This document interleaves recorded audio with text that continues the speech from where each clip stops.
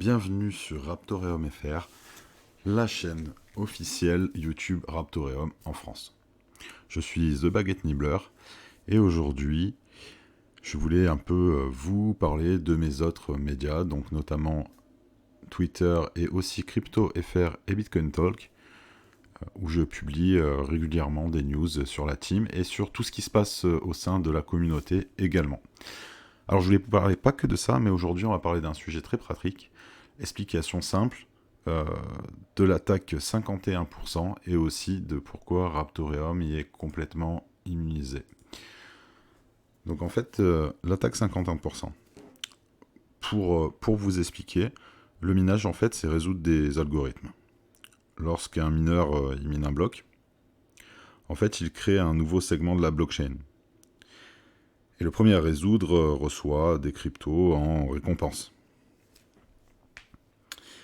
La réponse en fait à l'algorithme, au problème, ça s'appelle un hash. Et le taux de hachage d'une blockchain, ça représente la somme du hash de ses mineurs. Donc en fait, si un groupe de personnes malveillantes obtient 51% ou plus de cette puissance, eh ben cela, ça peut provoquer un monopole de minage ou faire du double spend, de la double dépense, en effaçant les preuves de transactions ou en créant des fausses transactions, en fait, sans forcément dépenser de crypto-monnaie, ils pourraient créer des transactions qui disent qu'ils ont dépensé cette crypto-monnaie. Ça serait extrêmement gênant. Donc en fait, ils créent de l'argent magique, quoi. Alors à côté de ça, ils peuvent pas effacer les transactions des autres personnes sur le réseau. Hein. Il faut savoir que ça arrive sur des crypto-monnaies qui ont des puissances de hash qui sont généralement pas à la hauteur du Bitcoin, pas à la hauteur de l'Ethereum, hein, qu'on soit bien clair. Et comme exemple, par exemple, on peut citer le Firo et l'attaque réalisée le 18 janvier 2021, où des pirates avaient réussi à falsifier des transactions confirmées affectant des centaines de blocs. Donc à ça, c'est assez simple. Hein, aujourd'hui, Raptoreum il y est complètement immunisé grâce en fait aux chain locks qui sont hérités du Dash. Et en fait, il faudrait posséder 51% du hash et 60% des masternodes. En fait, ce qui représente un tel niveau d'investissement que cela n'en vaut pas la peine. C'est pas rentable de faire ce genre d'attaque sur le réseau Raptoreum, ce qui nous en protège de facto.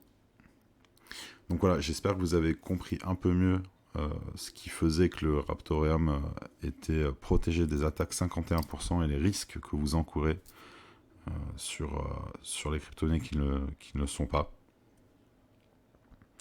Je reviendrai les prochaines fois sur les crypto-monnaies en stacking, parce que c'est encore d'autres questions, c'est encore d'autres problématiques. Le stacking est bien moins protégé que le proof of work, qu'on soit d'accord, hein, donc les crypto-monnaies qui se minent sont mieux protégées que les crypto-monnaies qui sont stackées. C'est un vrai sujet. On entend beaucoup de préoccupations environnementales, de préoccupations de sécurité par rapport au blockchain. Le stacking n'est pas la solution. Le stacking est plus vulnérable aux attaques que la partie proof of work.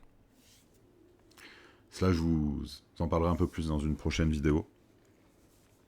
Et je vous souhaite de rejoindre l'aventure Raptoreum et de passer un bon moment au sein de notre communauté sur le channel Discord de French Raptoreum, sur lequel je vais maintenant réaliser des trivia, donc avec des questions et des récompenses en RTM. Mais aussi de me suivre sur Twitter, sur YouTube, pour avoir les dernières news officielles de la team. À très bientôt.